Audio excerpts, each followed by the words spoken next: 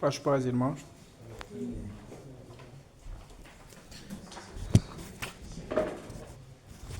Irmão Francis. Quem é o irmão Francis? Amém. Irmã Mariana. Paz, irmãos que nos acompanham pelo Google Meet. Paz a todos presentes. Santos em Deus. Louvamos ao Senhor mais uma vez por nos ter concentrados todos nós aqui de forma presencial e quer aqueles que estão acompanhando de forma virtual.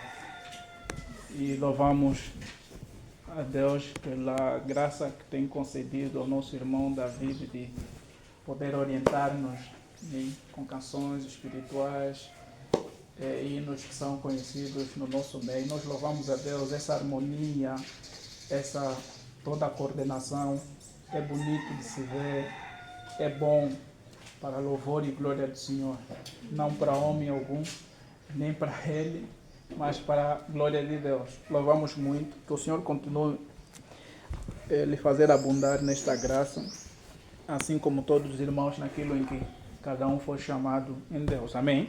Amém. Então, hoje mais uma vez vamos dar sequência ao que nós temos vindo a tratar até o domingo de hoje, né? Desde o domingo 28 de setembro, né? Que nós demos então início à nossa série de estudo no livro de Gálatas, né? Ou na Epístola aos Gálatas. Então, irmãos, permitam-me que ore e darmos assim início à nossa exposição. Senhor, nosso Deus, nosso bom Pai, obrigado mais uma vez por seres o motivo e a razão da nossa existência e de nós estarmos aqui, Deus, respirando. Compreendemos que certamente alguns dos nossos irmãos ou parentes dos nossos irmãos não se encontram bem, mas nós clamamos pelo Teu poder, pela Tua graça e providência para que sare, cure e lhes dê conforto, ó Deus, naquilo que estiverem a padecer. Senhor, nós te pedimos que, por favor, neste preciso momento, nos ajude a nos concentrarmos, a ouvir atentamente a Tua palavra, que pelo Teu Espírito opere em nós isso, Senhor, de maneira que possamos, ó Senhor, obedecer a Tua instrução, o Teu ensino, Deus, refletir no nosso dia a dia.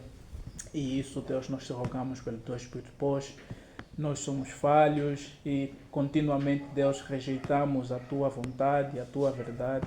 Só o Teu Espírito nos dá a capacidade de assim andarmos. Deus, queremos então sair daqui, Senhor, repletos e cheios da Tua graça, da Tua verdade, da Tua vontade, da disposição de andar nos caminhos pelos quais o Senhor nos tem chamado. Nós agradecemos, Deus, e pedimos que dê-nos, por favor, ouvidos atentos, um coração disposto, disponível também, ó Deus. Conceda-me, ó Pai, a graça de ministrar aos meus irmãos com toda sinceridade e humildade, Senhor, para que em tudo o Senhor obtenha glória e louvor. E em nada, cada um de nós aqui, inclusive eu, possamos nos mostrar de maior excelência, senão que o Senhor cresça e nós diminuamos. O Senhor fale por meio do Seu Filho, por meio do Teu Espírito, nós pedimos e oramos. Amém. Amém, irmãos. Então, hoje vamos dar sequência no capítulo 4 e nossos estudos têm sido extensivos, né? Exaustivos, no caso, porque tem durado cerca de 1 hora, né? Então, convém estarmos muito atentos, anotarmos aquilo que precisamos, certamente ir refletindo em torno da semana, porque, mais uma vez, o Senhor poderá falar a nossos corações e aquilo que aqui discutirmos será de grande proveito para nossa edificação e nossa firmeza enquanto caminhamos na fé. Amém? Então, irmãos, peço-vos que tenham essa atenção. De fato, existem alguns aspectos complexos, como disse, e a minha oração sempre é que o Espírito de Deus nos esclarece naquilo que for complexo para cada um de nós, à medida em que formos expondo o texto bíblico. Então, irmãos, de fato tem sido bom até aqui vermos de que maneira, né, o apóstolo assume certa posição diante de um ataque que a igreja ou as igrejas da galáxia estavam a sofrer. E esse fato mostra para nós a necessidade de sermos certamente ousados em circunstâncias em que a nossa fé é atacada, é saqueada, ou a nossa liberdade é posta em causa. Então, a necessidade de nós, certamente, desembainharmos a nossa espada e apresentarmos a verdade de Deus como ela é fundamental nessas circunstâncias. E porque não é contrário o objetivo que o maligno tem para com todos aqueles que abraçaram a fé. Amém? A grande luta do maligno é efetivamente arrancar este bem precioso que nós temos por meio de Cristo Jesus, que é a nossa fé. Então, importante é, quando essas circunstâncias ocorrerem, e porque o maligno pode influenciar, inclusive, nossos próprios irmãos a fazerem isso, amém? A fazerem isso, nós então temos que estar cientes e cada vez mais preparados, né, para responder com certeza, com firmeza e com consistência. Amém? Amém. Então é o objetivo pelo qual nós estamos a estudar de forma exaustiva, para vermos pormenorizadamente, encaixarmos as coisas dentro dos seus contextos, entendermos o que estava a acontecer e trazer então para a nossa época, nosso contexto, e ver de que maneira nós precisamos também ter que nos posicionar. Então não vai diferir, né, para o dia de hoje, naquilo que é o capítulo 4 que vamos estar a estudar no dia de hoje. Amém, irmãos? Então, vez passada, falamos um pouco do capítulo 3, onde o foco maior incidiu na questão da nossa filiação em Deus, né, por meio do qual, né, nós alcançamos essa posição de filhos, né? E Paulo procura então contrariar o pensamento dos irmãos judeus que estavam, de certa forma, a influenciar os outros para um caminho que não é do Evangelho.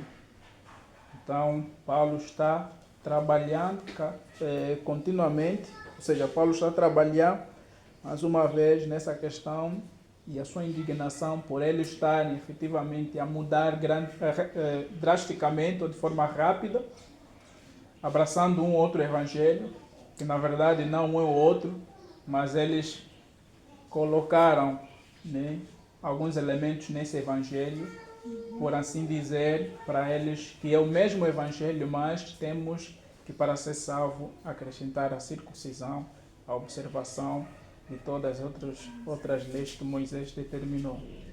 Então, esses irmãos, de certa forma, quando iam dentre essas igrejas, exigiam os irmãos gregos a serem como judeus.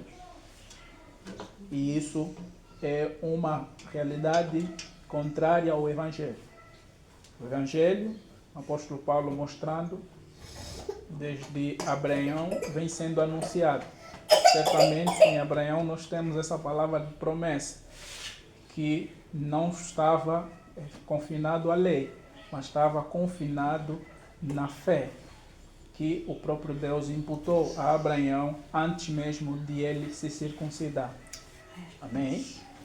Então ele trabalha nessa questão e demonstra de que maneira os irmãos precisavam olhar para aquilo que era a lei, né?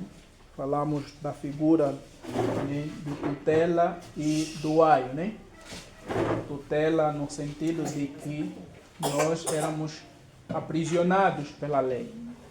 E a lei, no outro sentido, representava então como aquela escrava do império que era contratado pelo pai do filho, né, para que cuidasse de um menino até a sua idade, né, de 16 anos, como vimos, conforme fala William Barclay no seu comentário, que esse servo ou essa escrava que ia acompanhar essa criança até a sua maturidade, né, impunha a ele um controle que se traduzia numa disciplina rígida. Bem, então esse controle efetivamente poderia garantir que essa criança não se pudesse perder, mas que tivesse, né, controlada até a altura em que o pai tinha determinado por testamento que ele seria então o herdeiro, né, o possuidor da herança. Amém? É essa figura que vamos continuar a tratar. O apóstolo Paulo continua a tratar no capítulo 4, do verso 1 até ao verso 7, trazendo isso da seguinte maneira: digo, pois, que durante o tempo em que o herdeiro é menor e nada difere de escravo, posto que é ele senhor de tudo, mas está sob tutores e curadores até o tempo predeterminado pelo Pai. Assim também nós, quando éramos menores, estávamos servilmente sujeitos aos rudimentos do mundo. Vindo, porém, à plenitude do tempo, Deus enviou o seu Filho, nascido de mulher, nascido sob a lei, para resgatar os que estavam sob a lei, a fim de que recebêssemos a adoção de filhos. E porque vós sois filhos, enviou Deus ao nosso coração o Espírito de seu Filho, que clama: Abba, Pai. De sorte que já não é escravo, porém filho, e sendo filho, também herdeiro por Deus. Amém? Então, irmãos, aqui temos, de fato, trechos que nos colocam num problema que nós podemos facilmente questionar. Paulo está a dizer que o filho, o herdeiro, enquanto é menor, né? Esse filho, enquanto é menor, não difere de um escravo. Ou seja, ele é quase semelhante a um escravo, ainda que seja o dono de tudo, né? O senhor de tudo. Então, essa analogia que o apóstolo está a trazer para, mais uma vez, nos esclarecer o contraste entre lei e graça, ou seja, lei e fé, né? Ele, na verdade, precisa ser muito bem compreendido de acordo ao contexto. E quais elementos o apóstolo Paulo está a introduzir aqui e como se compreendiam na época, ou aqueles que estavam a ouvir em primeira mão o apóstolo, como é que eles efetivamente processaram essa informação. Primeiro é que o apóstolo está a trazer figuras, elementos que são predominantes, né, para o Império Romano, né, e o regime que eles se encontravam, né, digamos assim, escravagista, né. Passo desse modo escravagista por uma questão de que no Império Romano existia essa questão de escravos, né? Escravos que eram propriedade de alguém e serviam para essa mesma pessoa de forma integral, né?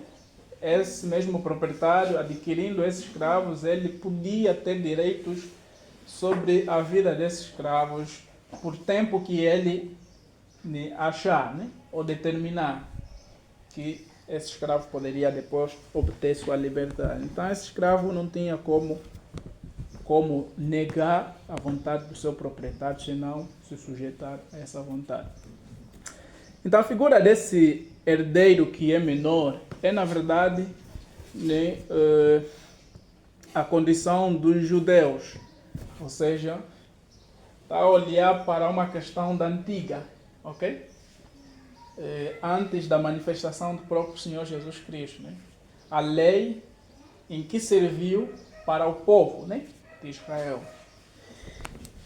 quando ele traz essa figura, ele mostra que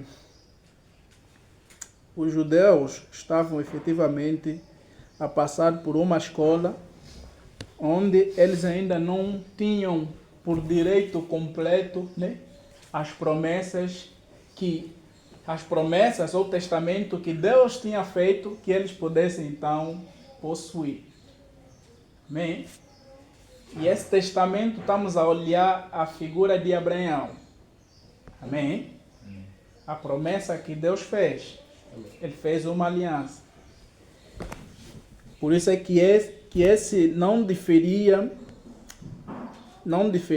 esse filho que herdeu não diferia de escravo, porque, por uma analogia simples, quando você é menor, não tem ainda consciência, não tem ainda maturidade, não tem noção, né, do que é riqueza, né, do que é precioso.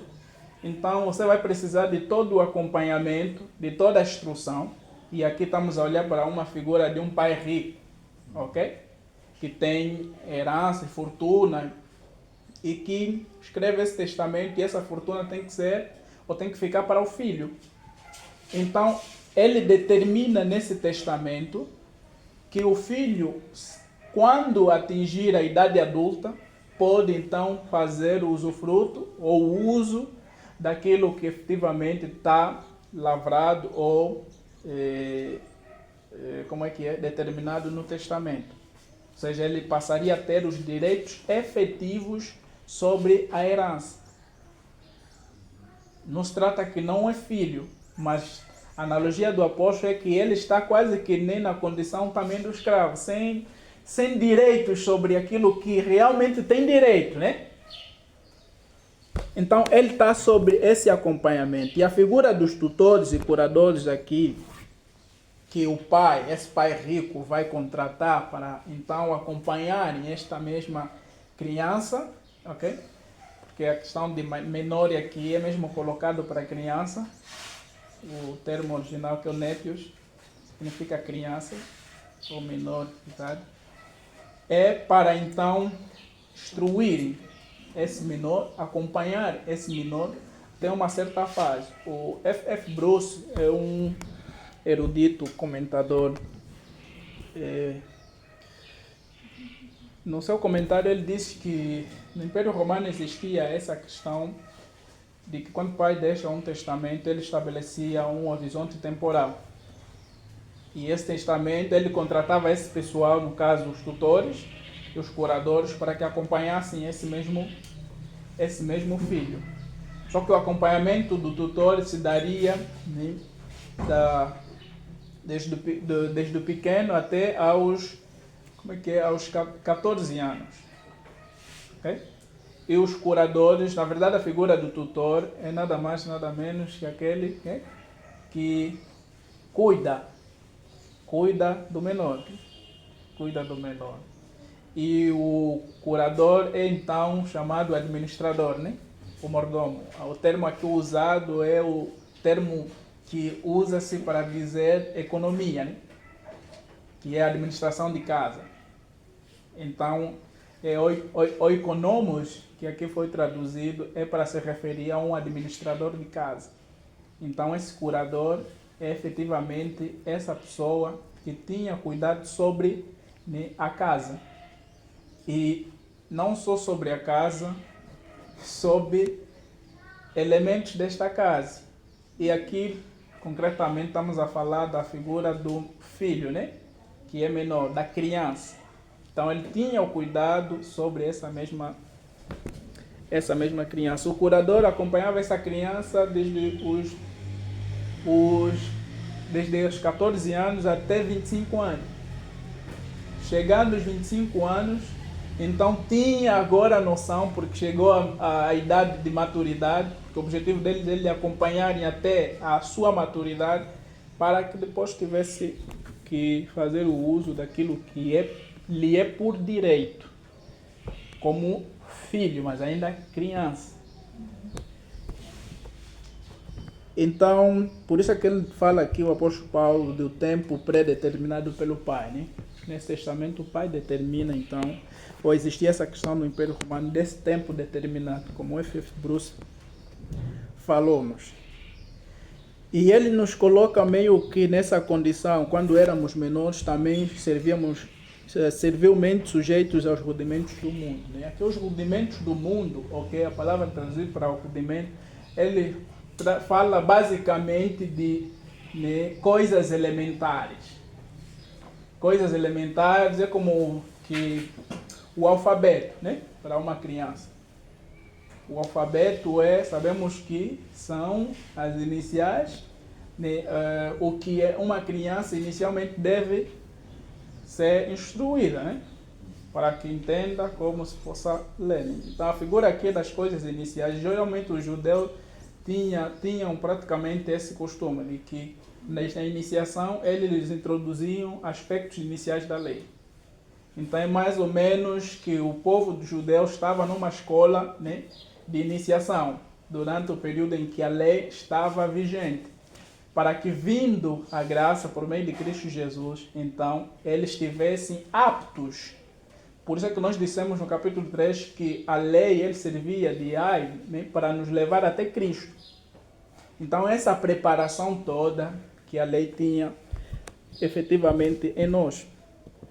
E claro, esses rudimentos aqui, contextualizando, depois o apóstolo Paulo vai falar efetivamente nos versículos adiante, tratavam-se de questões mesmo relacionadas à lei de Moisés, né? Relacionados, né, a todo o contexto do judeu, guardar leis, cerimonial e tudo muito mais. Então, o judeu tinha que ter atenção a esses pormenores. E ele chama que essas são coisas elementares, são coisas de base, né? De iniciação. E o que os irmãos estavam a fazer é efetivamente voltar para esses elementos de iniciação.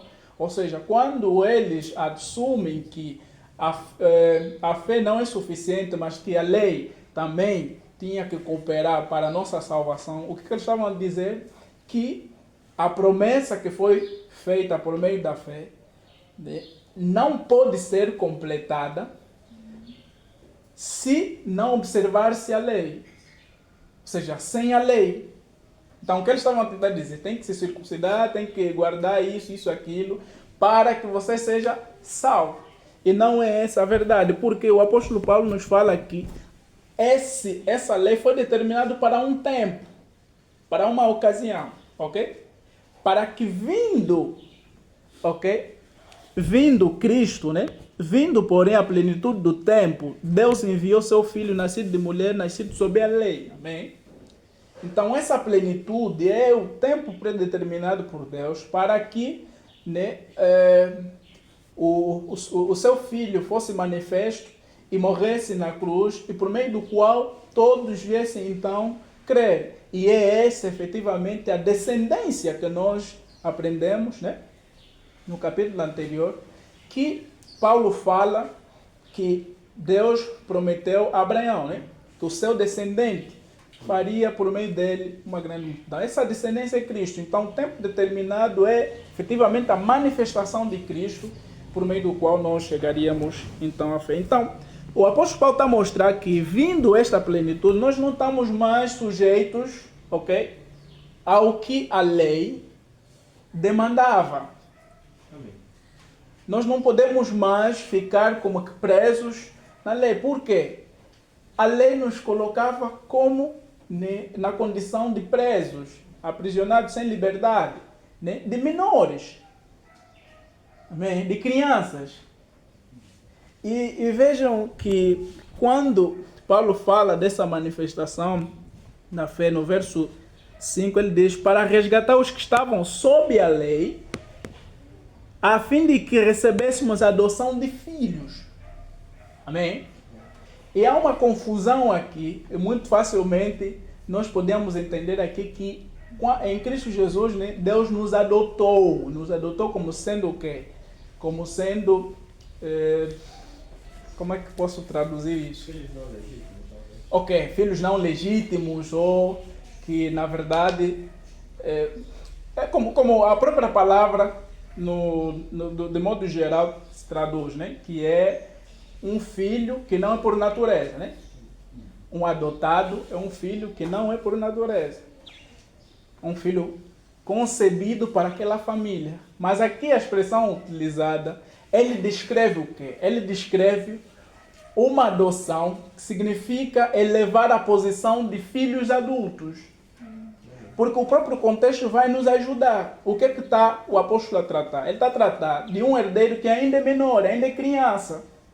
Não está ainda habilitado para compreender a preciosidade dessa riqueza. Então precisa crescer. Ok? Não, irmão Nilton, quer dizer que a lei nos colocou numa condição já de filhos. Não. É por meio, sim, sempre foi na mensagem do Evangelho. A salvação, amém? Nós nos tornamos filhos por meio, né, da pregação do Evangelho. E nós certamente precisamos ser regenerados, né? E Pedro disse que é por meio da palavra que nós fomos regenerados, né? A semente foi semeada. Ou seja, nós fomos gerados por meio da palavra. Nós já somos filhos. Tem heranças, por exemplo, quando Efésios fala... Efésios capítulo 1, verso 5, fala que nós fomos, Deus nos quer, nos elegeu, deixa-me só ler rapidamente, porque o termo também é usado aqui, diz assim, verso 5, nos predestinou para Ele, para a adoção de filhos por meio de Jesus Cristo, assim como nos escolheu nele antes da fundação do mundo, para sermos santos e irrepreensíveis perante Ele e amor, nos predestinou para Ele para a adoção de filhos por meio de Jesus Cristo, segundo o beneplácito de sua vontade, né? No verso 3 ele diz que bendito Deus e Pai de nosso Senhor Jesus Cristo, que nos tem abençoado com toda a sorte de bênção espiritual nas regiões celestiais em Cristo. Amém? Com toda a sorte de bênçãos celestiais, de bênçãos espirituais nas regiões celestiais. Esse nos tem abençoado, parece um presente, né? Amém? Parece um presente.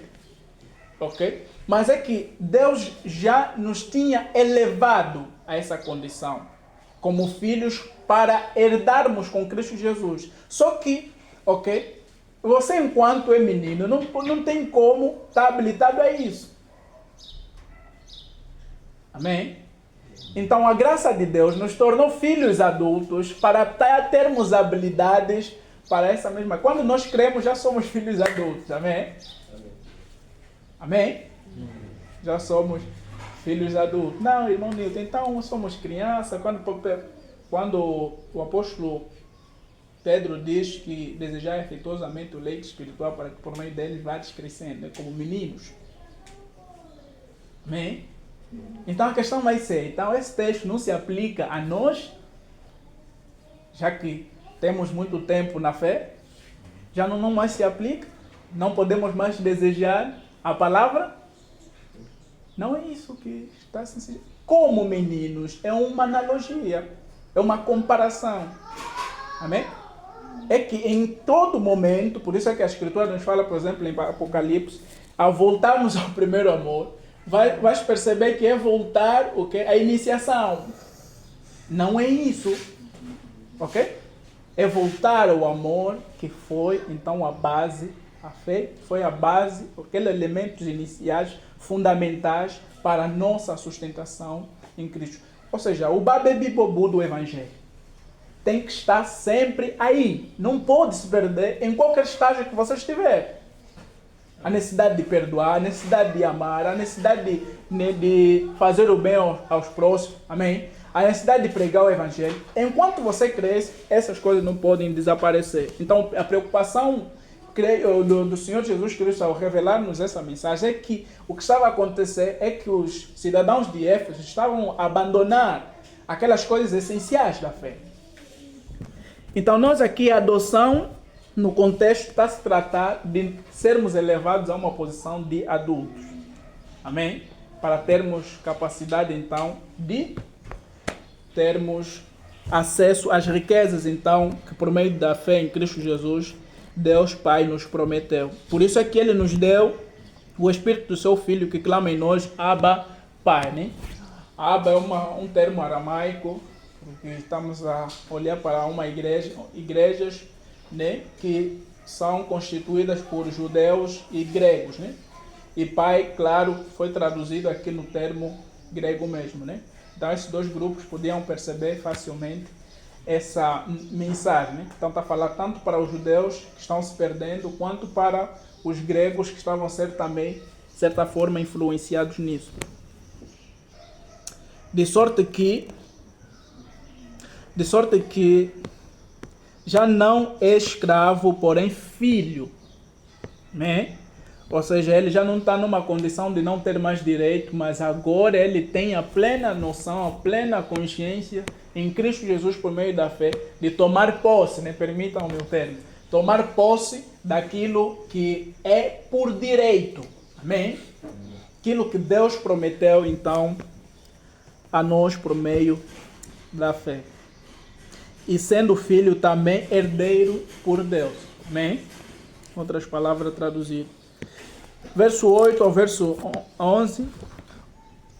Outrora, porém, não conhecendo a Deus, servias a deuses que por natureza não o são. Mas agora que conheceis a Deus, ou antes sendo conhecidos por Deus, como estás voltando outra vez aos rudimentos fracos e pobres, aos quais de novo quereis ainda escravizar-vos, guardais dias e meses e tempos e anos. Receio de vós que tenha eu trabalhado em vão para convosco. Então, novamente, aqui, a preocupação do apóstolo é olhar para a atitude que eles estavam a ter. E aqui, ele não está a separar agora, né, os grupos. Ele está a olhar tanto aqueles que são judeus, como disse, tanto aqueles que são os gregos. Porque aqui, de guardar, por exemplo, a questão de que serviam a outros deuses, é voltado muito mais aos gregos, porque eram hábeis em idolatria. Nós conhecemos, quando os irmãos lerem, por exemplo, Atos capítulo 14, os irmãos poderão perceber como é que o apóstolo Paulo, por exemplo, chega a Listra. Em Listra foi então aí onde ele, quando o apóstolo Paulo e Barnabé foram então elevados à condição de que de deuses, como Júpiter e Mercúrio. Sim, é Mercúrio, né? Sim, Mercúrio. Onde Paulo era o Mercúrio, porque pelas suas palavras mostrava-se sábio. E Júpiter, o que? O Barnabé. E eles se mostraram, não, nós somos homens iguais a vós. Por quê? Porque inclusive tinha um templo dedicado a esses mesmos deuses. O sacerdote que estava nesse templo, e acho que esperavam, né? Que os deuses descessem até eles. Quando ouviram Paulo e Barnabé fazerem sinais e prodígios em Listra, esse sacerdote veio e incitou o povo, dizendo que esse aqui, um deles é o Júpiter, outro é o Mercúrio. Vamos lhes elevar, porque são os deuses que vieram até nós. Então, a cultura era muito mais predominante, né, de idolatria. Então, os Gálatas, por assim dizer, e uma das igrejas neste local, consegue-se ver que efetivamente tinham essas inclinações. Os gregos tinham forte inclinação. É deles onde vem, por exemplo, a mitologia, as mitologias. Os Zeus, como é que é? O Zeu tem... já esqueci o outro do que é do mar. Os deuses do mar. O Ares. Né? Tem o Hades, sim. O Hades tem mais que o Poseidon. Tem o Cronos. Cronos, na verdade, é a figura já do mal todo, né? O próprio inferno. Né? Os irmãos, se verem o filme a luta dos titãs, né? Eles fazem 1 e 2, poderão perceber mais ou menos isso. E eu, às vezes, gosto de ver esse filme, porque eles retratam um pouco sobre essas realidades da mitologia grega, né? Então, o Poseidon, como é que é? O filho dos Zeus é o Poseidon, não. Já esqueci. Perseu. Boa, Perseu. Então, Perseu é a figura que nem aquele que intermediário, né?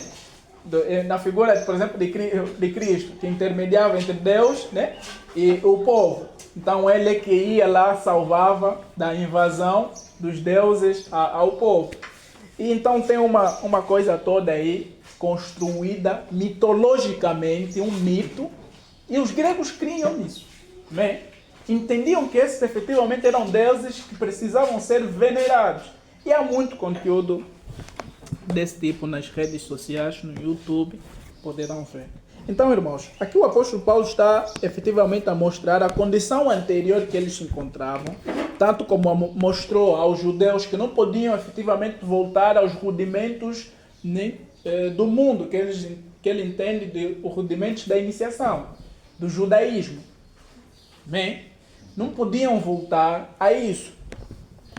E parece que alguns estavam efetivamente a venerar, alguns gregos a venerar novamente alguns deuses. Então a indignação, a preocupação do apóstolo Paulo é que, como vocês, sendo conhecidos por Deus e conhecendo a Deus, podem voltar mais para essas coisas. Claro que eles estavam conscientes, irmãos. Estavam conscientes, tanto é que eles tiveram uma boa recepção, como os textos adiante vamos ver. Tiveram uma boa recepção do próprio Evangelho. Amém? Tiveram uma boa recepção. Eles compreenderam, fizeram sinais e prodígios. Né? Tinha um paralítico, paralítico, que jazia a uma porta, acho que isso foi em Derbe, alguma coisa assim, ou em Icônio, que o apóstolo Paulo, em nome de Cristo, fez que levantar-se. Aquele sinal se operou, né, na Galáxia do Sul, uma das regiões. E isso se fez de tal maneira maravilhoso. Tá? Claro que mesmo em Atos conseguimos ver que existiam divisões. Esse grupo de irmãos, judeus, sempre estavam aí a mostrar-se contrário, né, ao que Paulo e Barnabé ensinavam. Então, irmãos, não podiam eles voltar mais a esses rudimentos fracos e pobres aos quais de novo quereis andar escravizados. Né?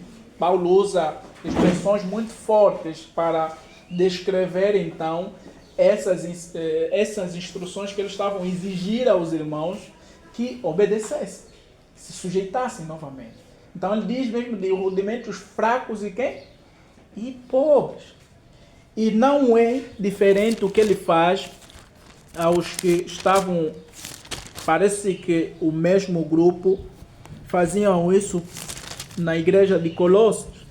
Se os irmãos forem, por exemplo, para Colossenses, no capítulo 2,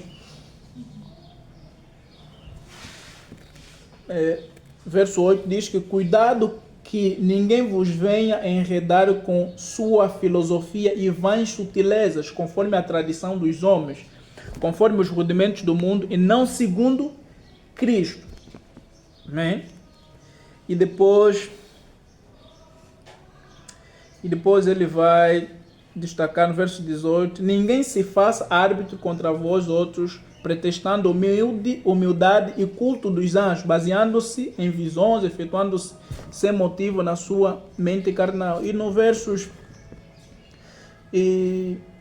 20, se morrestes com Cristo para os rudimentos do mundo, porque como se vivesses no mundo vos sujeitais a ordenanças. Não manuseis isto, não proves aquilo, não toques aquilo outro, segundo os preceitos de doutrina dos homens.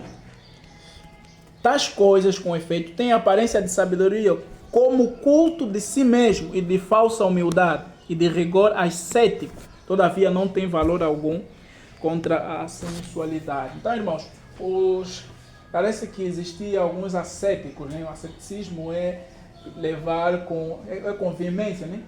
Com a rigor certas instruções, né, da lei e exigindo aos outros, né?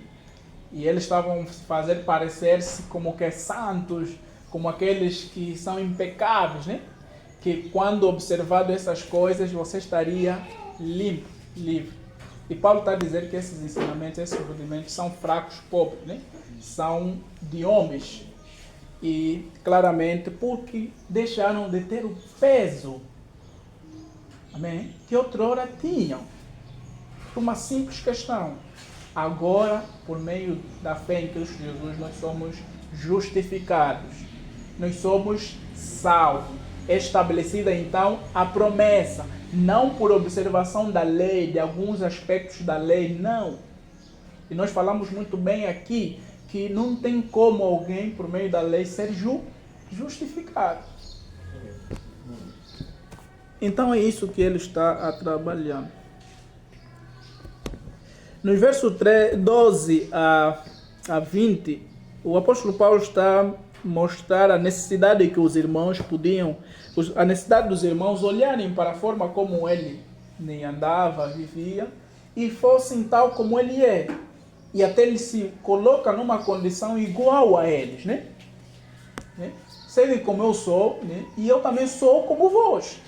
Ou seja, aqui estamos a ver uma atitude do apóstolo Paulo que não só tem a intenção de poder repreender essa atitude reprovável que os irmãos estavam a ter, mas ele se coloca numa condição que sente profundamente como pastor desse rebanho, ok? O que eles estavam a passar. Então, lhes estimula a olharem para a forma dele de andar, de viver, e, consequentemente, ele até aponta elementos que foram indispensáveis a quando da entrada dele, a quando de ele ter se apresentado entre os Gálatas e manifestado a eles o Evangelho. Ele diz, por exemplo, que ele chegou lá com enfermo.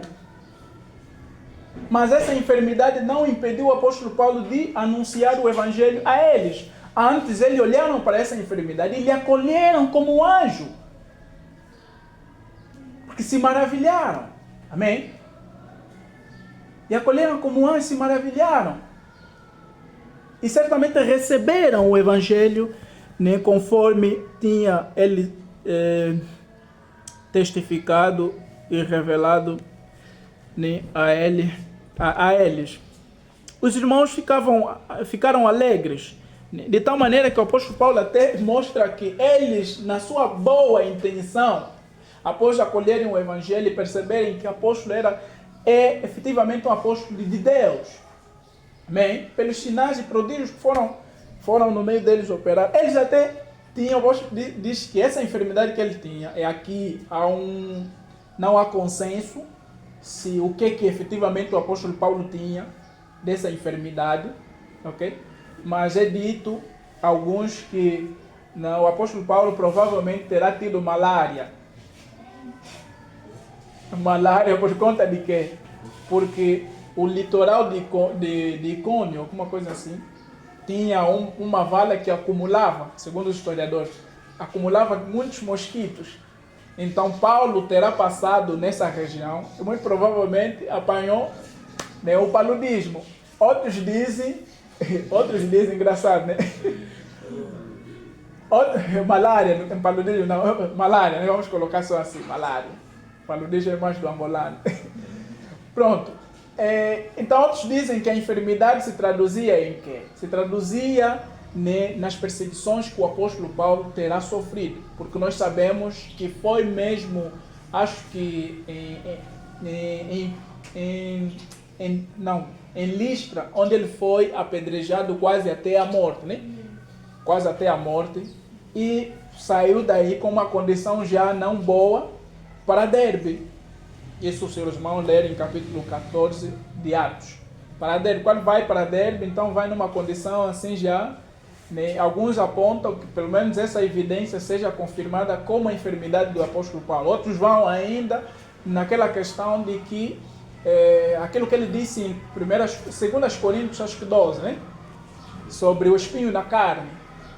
Então, há uma associação que muitos fazem e que não há consenso, e particularmente o exame que eu fiz, a única coisa que eu posso fazer em relação efetivamente as perseguições que ele sofreu, e claro, se calhar nessa condição, mas uma declaração posterior desse mesmo texto, por exemplo, o verso 15, Paulo fala que os próprios Gálatas tinham até o desejo de arrancar os olhos de dar a Paulo, o que alguns pegam e sustentam como uma forte evidência para dizer que Paulo tinha um problema de visão.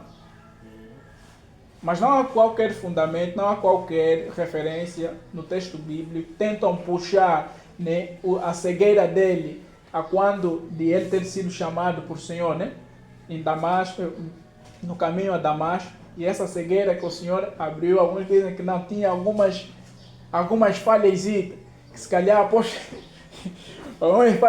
apóstolo não chegava muito bem.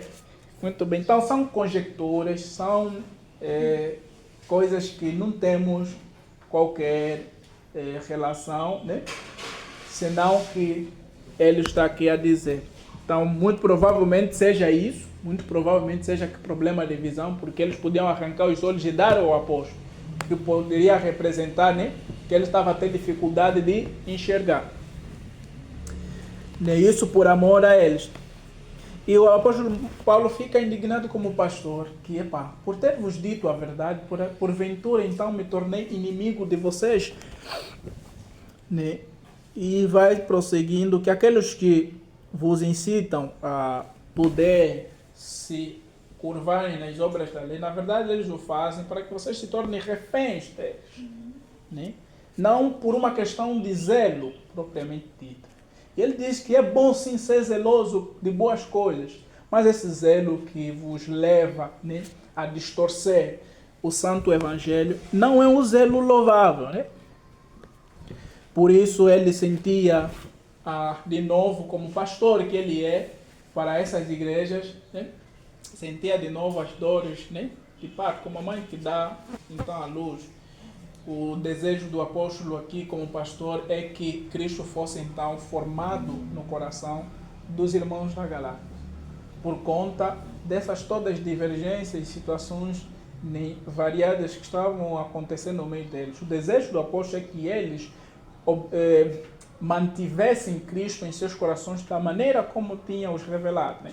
Tinha anunciado. Então, esse é o trabalho dele nesta carta e efetivamente está ainda trabalhando nisso. Olha, outra evidência que sustentam sobre Paulo estar com dificuldade de enxergar é o fato de no último versículo, no último capítulo, ele ter dito que escreveu com letras grandes essa carta, né? Paulo mesmo tempo não estava vendo mesmo bem, meteu umas letras mesmo bem grande. Então parece que não era isso comum. Então essas evidências podem os irmãos pegar e claro que temos aqui, né? Então o apóstolo Paulo tem esse desejo, essa vontade de assim ver os irmãos que Cristo Jesus fosse formados nele. E como pastor, né? E como pai, ele também tinha mesmo o desejo de estar lá presente, eles falassem mesmo ainda que de forma como pai, né? Que educa os filhos. Mas eu vos ensinei mesmo assim, você está a fazer de forma errada. Como? Então, mesmo a te dizer, você insiste, umas boas vassouradas ficavam bem, né? Então, o apóstolo Paulo meio que está a dizer aqui que o desejo dele era estar presente e falar com um tom de voz, né? Que parece um pouco mais, forte, tom de voz forte, como um pai que realmente está a corrigir, a repreender o filho, porque ele ficava perplexo, não estava a perceber por qual razão, uma vez que estava evidente a eles que o evangelho que o apóstolo Paulo estava a anunciar era um evangelho vindo diretamente do próprio Cristo. Amém? Tanto é que se alegraram no fato de que o apóstolo Paulo terá se introduzido no meio deles e fazia aqueles sinais e maravilhas, falando-lhes de coisas que realmente não percebiam, mas que ele tornou, de fato, claro, por meio do Espírito de Deus. Então, Paulo ficava perplexo, confuso, como é que eles estavam novamente a se enveredar para essa mesma direção. Então, tal confusão, tal indignação do apóstolo Paulo está cada vez mais aqui muito bem evidente. E o verso 21 até o verso 31, então, é a sessão que ele reserva, então, para mais um debate com esse grupo de irmãos, né? Mais um debate, porque ele está a lhe chamar mesmo, vocês que dizem que é pela lei que nós chegamos, que é a justificação, me dizem ainda, Vocês não ouvem, né? Não ouviram a lei que diz que, né, Abraão teve 2 filhos, né? Um proveniente de quê? De Agar, o outro proveniente de quê? Da Sara. E ele deixa claro aqui que essas coisas se entendem por analogia, por alegoria, né? Ou são coisas alegóricas, ou seja, alegorizar, né, uma realidade é para traduzir, né, uma verdade, né? Ou seja, olha para a situação que aconteceu com a Sara e Agar, entenda isso numa vertente espiritual. Amém? E os judeus já tinham uma iniciação praticamente nesses termos e tinham quatro formas de interpretar o texto bíblico, ok? Partia do literal, partiam de outras questões e o quarto método era, acho que, alegórico. Então o judaísmo já de certa forma praticava esses métodos de interpretação. Não é que o apóstolo Paulo está nos sugerir que devemos adotar o método de alegoria para interpretar o texto bíblico. A maneira correta de se interpretar o texto bíblico é olhando para o pensamento que o autor, né, queria imprimir aos seus destinatários. E isso é um trabalho que nós chamamos de exegese, né? Amém? O trabalho exegese, ou seja, um estudo expositivo que vai de encontro texto por texto, porque existem vários métodos de interpretação do texto bíblico, né? Tem do literal, tem do... tem várias formas de estudar, né? Alguns, quando vão fazer o estudo, colocam tema, né? Tematizam um conjunto de textos, eles vejam a ideia central e colocam como tema principal, né? Os outros pegam no texto, extraem o que? O tema. O expositivo vai de encontro com aquilo que o autor queria dizer aos seus primeiros destinatários, com vista depois a trazer a nossa realidade. Claro que o irmão é livre de adotar qual método que se adequa, mas, sendo sincero, eu acho que com a análise que fiz e tenho vindo a fazer, o método expositivo acaba sendo mais apropriado. Não é que os outros métodos não são praticados, amém? São sim praticados, e nós temos certamente muitos temas, né? E que ainda vamos por abordar, trindade, né? Cristologia, né? A redenção, a salvação, a justificação, né? Então, são vários temas e podemos sim fazer recurso desse tema. Mas o que o apóstolo Paulo aqui, dando sequência, está a trabalhar na consciência desses mesmos irmãos? É mais uma vez chamar a atenção deles que tem fortes evidências no Antigo Testamento sobre a promessa feita, né, a Abraão, que se cumpriu em Cristo Jesus, que os judeus estavam a distorcer o significado. Esta é a essência, a verdade do Evangelho. E essas duas mulheres, Agar e Sarai, então representam essas duas vertentes que o apóstolo Paulo já vem trabalhando, a lei e a fé. Amém? É para mostrar que a Agar representa então os filhos que vêm por meio da carne, né? Ou seja, o Ismael não foi uma, digamos assim, uma concepção milagrosa, como foi de Isaac. Amém? Porque sabemos que a Sarai não podia conceber. E foi então por promessa que a Sarai, né, concebeu Ismael. E o Senhor determinou que a promessa de tornar Abraão como pai das nações viria da linhagem de quem? De Isaac. E não podia vir de quê? Da escrava, porque Agar era uma escrava, uma serva, né, da Sarai. E a situação que leva, então, que a Agar concebe Ismael, o nosso irmão Ismael não está aqui, Felizmente, senão seria um atentado ao irmão. Concebe Ismael, ok? Foi então numa questão que a Sarai julgou. Então, na condição dela de não ser mãe, não dar filho a Abraão, a quem tanto amava e chamava Senhor, nem seu Senhor, foi que pegou na escrava, por consentimento, e isso podia ser possível de acordo com, né, a ocasião e as prescrições que o Senhor terá determinado para, né, aquele povo, aquela altura. Podia então se deitar com a escrava e conceber um filho. Esse filho teria então o nome, a propriedade de quem? Da patroa.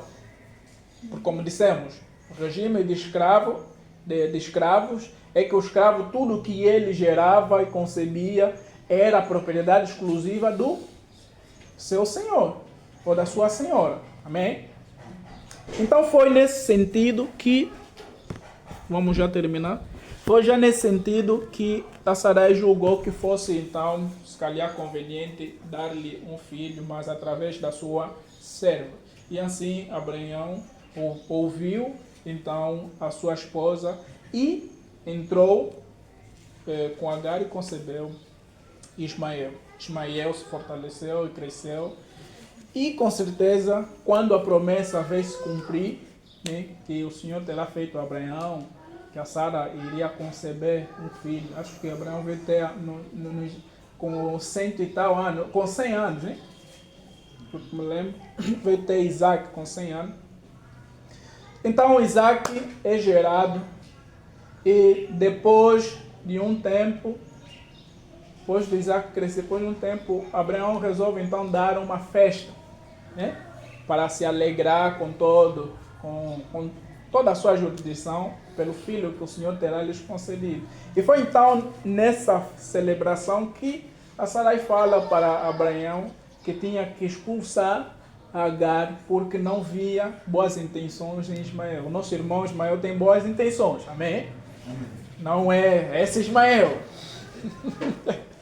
Então Ismael não estava a ter boas intenções. Isso podemos confirmar em Gênesis capítulo 21, né? 21 podemos confirmar, porque Ismael arrazoava contra Isaac. Foi então que essa declaração que o apóstolo menciona aqui, que o filho da escrava não poderia então ter parte com o filho da promessa, né? Foi então extraída nessa base, né? Isso no verso 30, contudo que diz a Escritura, lança fora a escrava e seu filho, porque de modo algum o filho da escrava será herdeiro com o filho da livre. E Abraão sentiu como pai, né? Sentiu. Isso é muito normal, natural, né? Epá, meu médio. Epá, deixa assim.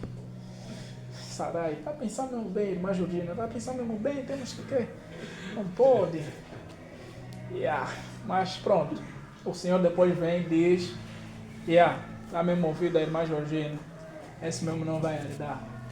Porque da promessa é essa. Então, você fica depois a refletir, afinal de contas, nem tudo que a irmã Georgina fala não podemos descartar, né? Então, Abraão deu ouvido à esposa e fez conforme o Senhor tinha ordenado. E, claro, foi isso que o apóstolo Paulo está trazendo aqui como analogia, que a Sarai é a Jerusalém, né? No caso, a representação da lei, o símbolo máximo do judaísmo, pois é a cidade onde, na antiga lei, podemos ver, estabelecia-se o templo, né? E toda a adoração estava concentrada em Jerusalém.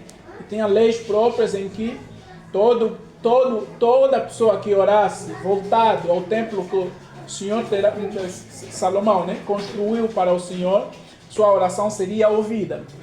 Então lá tinha a Arca da Aliança e as tábuas da lei, amém? Tudo era confinado aí. E estes então, que são adoradores desse templo, são chamados os judeus. não tem qualquer participação do grego. Então ele está a chamar isso como a representação daqueles que ainda buscam se justificar por meio da lei. Bem, a promessa vem então da Sarai porque foi por meio da fé. Bem,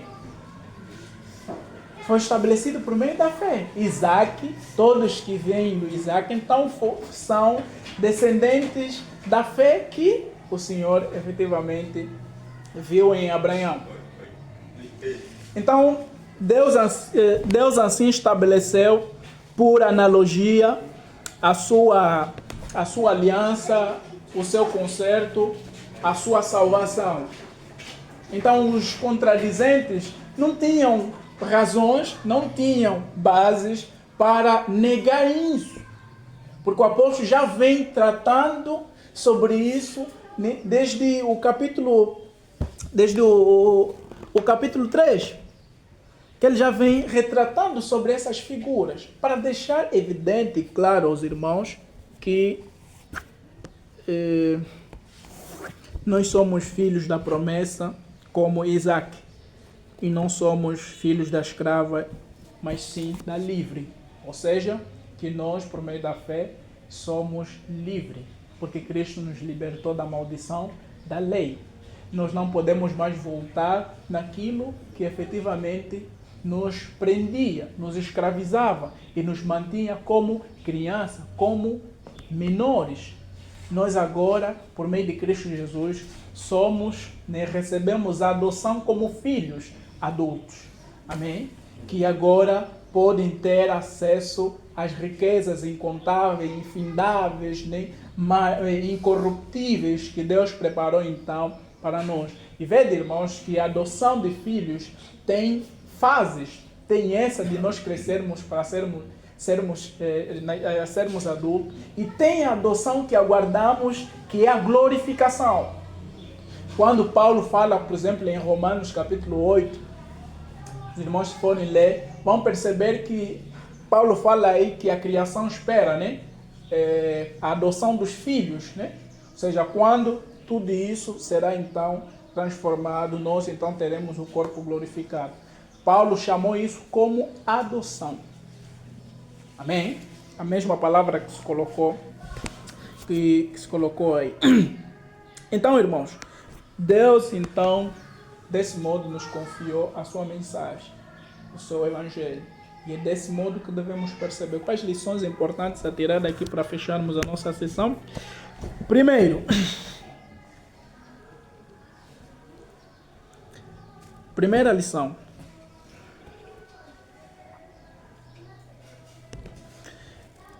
Irmãos, nós precisamos, e eu vou enfatizar novamente aqui, que a mensagem do Evangelho é central em nossas vidas. A luta toda do apóstolo Paulo é para mostrar como o Evangelho se desdobra em nossa vida e como ele deve ser compreendido e como ele deve ser defendido. Amém? Então, essa mensagem é de vital importância, que não pode ser desprezada. O Evangelho é o centro da nossa vida, por meio do qual nós fomos gerados. Por meio desse Evangelho, nós nos tornamos habilitados para possuirmos a herança que Deus, então, confiou para aqueles que, por meio da fé em Cristo Jesus, teriam que ter acesso. Amém? Então, o Evangelho precisa ser elevado em nossos corações numa posição muito alta. E os irmãos, claro, estão a perceber cada vez mais que quando falamos do Evangelho é a forma como Deus efetivamente nos alcançou. E nós precisamos ser emissários para também essa mensagem chegar aos outros. Não temos que negociar. Isso nós já falamos da vez passada. Enfatizamos novamente. O Evangelho é inegociável. não tem parte com a idolatria, não tem parte com aquelas nossas criações imaginárias que colocamos na nossa mente, né? Porque certamente em nossa época endeusamos várias coisas. E o apóstolo Paulo disse que aquilo que realmente predomina no nosso coração é nisso que nós nos tornamos servos, né? É disso que nós nos tornamos escravos. Então, o que deve predominar em nossos corações é a mensagem central do Evangelho. É por meio dela que nós devemos claramente adorar a Deus, com plena consciência e noção do que ela tem a nos dizer. E esse Evangelho que se desdobrou da maneira como o Senhor então nos manifestou. Esse Evangelho não se prende a elementos, iniciais, como guardar sábado, guardar dias de festividade. Não se restringe a isso, ou seja, para nós estarmos habilitados, e aceitáveis diante de Deus, não precisamos guardar dias, não precisamos guardar meses, anos, ou festividades. Não precisamos guardar a lei. Nós só precisamos crer em Deus. Amém? Aceitar a mensagem do Evangelho. Corresponder à mensagem do Evangelho. E claro, ela se corresponde arrependendo-se dos nossos pecados, amém? Abandonando a nossa maneira de viver e andar, que é contrária a esse Evangelho, e aceitar aquilo que Deus então chama a fazer através do Evangelho. Amém? Amar o nosso próximo como a nós mesmos. Amém? Termos a capacidade de perdoar os nossos inimigos, aqueles que nos têm ofendido. Amém? Não cessarmos de fazer a justiça, porque isso nosso Senhor Jesus Cristo exige de nós. Amém? E por conta dessas coisas, temos que estar conscientes que sofreremos desprezo, bullying, escárnio, perseguição. Temos que estar conscientes disso. Às vezes, a não existência de um contexto desse gênero faz-nos sossegar e achar que tudo está bem ao nosso redor. O Evangelho precisa ser ministrado a almas doentes por conta do pecado, a almas cegas. Temos que ministrar essa mensagem porque nós não estudamos isso por simplesmente querer estudar ou queremos entender o que está nesse livro. Nós estudamos e entendemos isso com vista a fortalecer o nosso caminhar na fé, com vista a fortalecer a nossa visão a respeito de Deus, com vista a fortalecer a nossa maneira de viver e conviver com os outros, isso mediante a verdade do Evangelho. Bem? Então, isso é a primeira consideração que nós podemos ter mediante isso. E, irmãos, temos aqui, de fato, uma súplica pastoral. O apóstolo Paulo se coloca numa condição de alguém que realmente tem qualidades, tem elementos, tem características que são efetivamente essenciais para o nosso aproveitamento, para nós imitarmos. Amém? Como pastor, ele claramente buscava certamente ser exemplar para o rebanho. Então não é à toa que ele está efetivamente a lutar para estabelecer uma verdade se ele não tivesse de encontro com essa mesma verdade. Então aqui, aos nossos pastores, a necessidade de refletirem para o rebanho, a realidade e a verdade do Evangelho.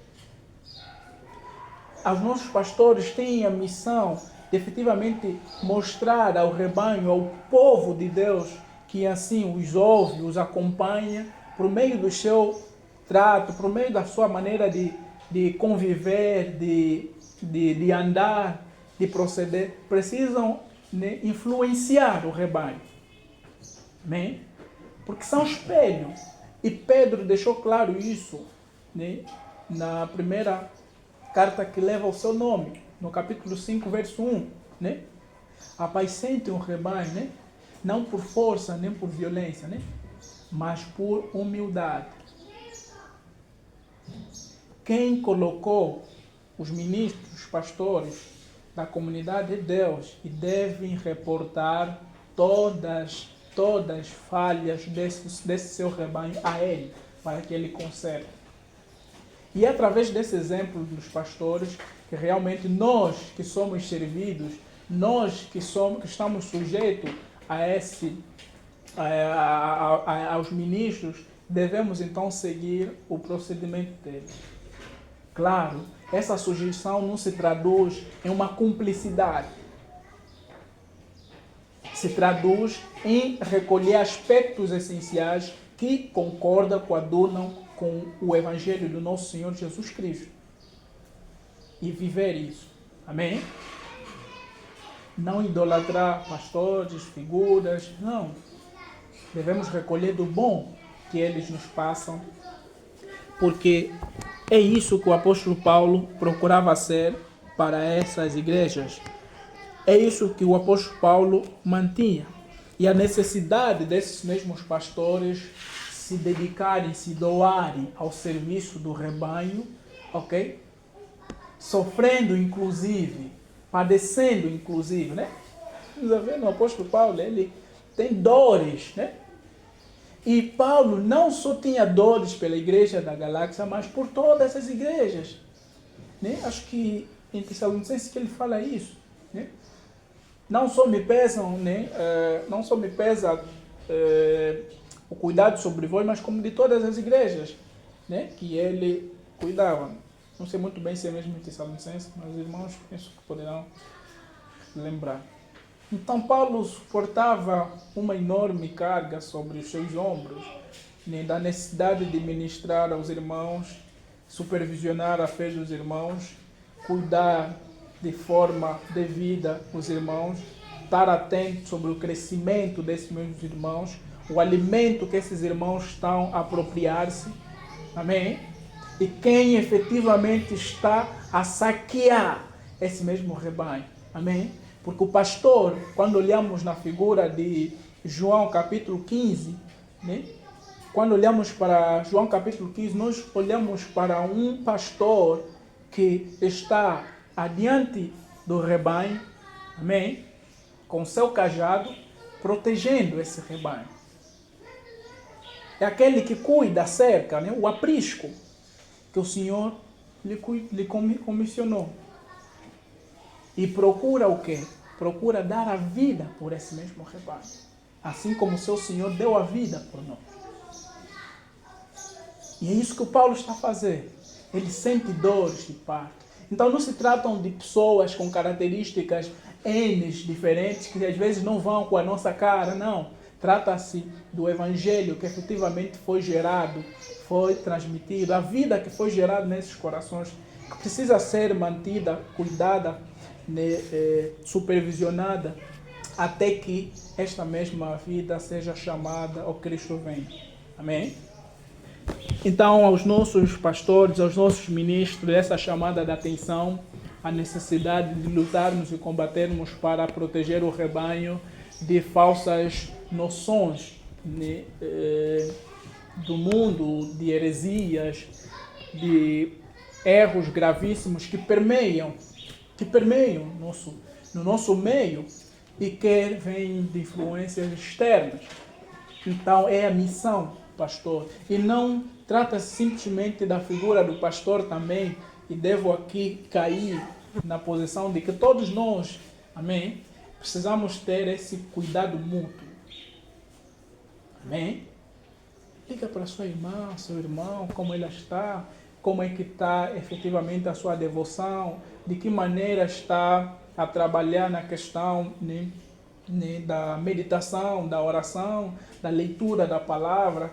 Termos essa preocupação, porque afinal de contas nós viemos aqui, estamos todos sentados por uma única razão, o Evangelho do nosso Senhor Jesus.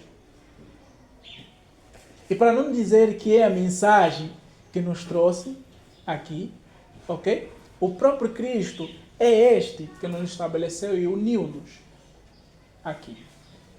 Então, é nisso que precisamos todos nós trabalhar, e abundar, irmãos. Abundar. O apóstolo Paulo enfatizou isso, acho que a igreja de Colossos, né? No capítulo 3, ele diz que que a palavra de Deus habite abundantemente em vós. E essa abundância da palavra de Deus também deve se traduzir em quê? Na abundância da obra, na obra de quê? De Deus. Na abundância ao serviço dos santos. Na abundância na graça, na graça que nos foi concedida. E isso para a edificação dos santos irmãos. Então, irmãos, efetivamente é isso que precisamos recolher disso. E fechamos aqui. Para qualquer dúvida e questões, estamos por acaso acima do nosso tempo. Acima do nosso tempo, e peço sinceras desculpas por isso, mas que retenhamos firmemente, amém? Amém. A mensagem que ouvimos, pelo considerável tempo que nós levamos, então que o Senhor possa então trabalhar em nossos corações e cumprir a sua vontade em nossas vidas, amém? Amém.